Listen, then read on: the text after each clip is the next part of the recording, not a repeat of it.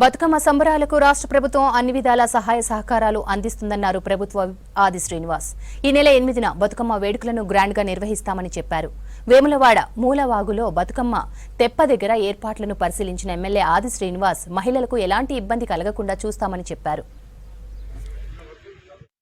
బతుకమ్మ పండుగకు వచ్చేటువంటి మహిళా తల్లులకు ఎలాంటి ఇబ్బందులు తలెత్తకుండా చూసేటువంటి కార్యక్రమాన్ని మున్సిపల్ శాఖ ఆధ్వర్యంలో మరి ఇక్కడ కమిషనర్ గారికి ఉన్నారు, ఇక్కడ సంబంధించిన ఇంజనీర్లకు ఉన్నారు. తగిన ఏర్పాట్లు పాలకవర్గం ఆధ్వర్యంలో జరుగుతూ ఉన్నాయి.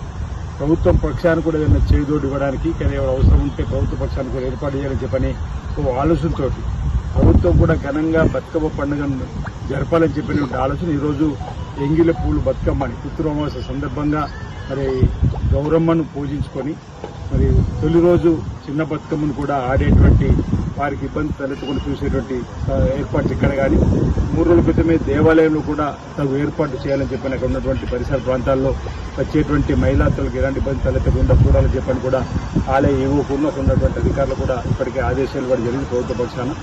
ప్రధానంగా ప్రకృతిని పూజించే పండుగ ఏదైనా ఉందంటే మన తెలంగాణలో ఆడతలందరూ కూడా వివిధ రకాల పూలను పేర్చి బతుకమ్మలాగా గౌరమ్మను పెట్టి గౌరమ్మ తల్లికి పూజలు చేస్తూ బతుకమ్మకు మరి వివిధ కోలాటల మధ్య బాజా భజంత్రుల మధ్యలో బంధువర్గం అందరూ కూడా కలిసికట్టుగా చక్కగా ఆడి పాడి బతుకమ్మను సాగనంపే కార్యక్రమం సందర్భంగా లోక కళ్యాణం జరగాలని ఇంటిల్లిపాది బాగుండాలని చెప్పని ప్రార్థన చేసేటువంటి కార్యక్రమం రంగరంగ వైభవంగా పండుగ వాతావరణంలో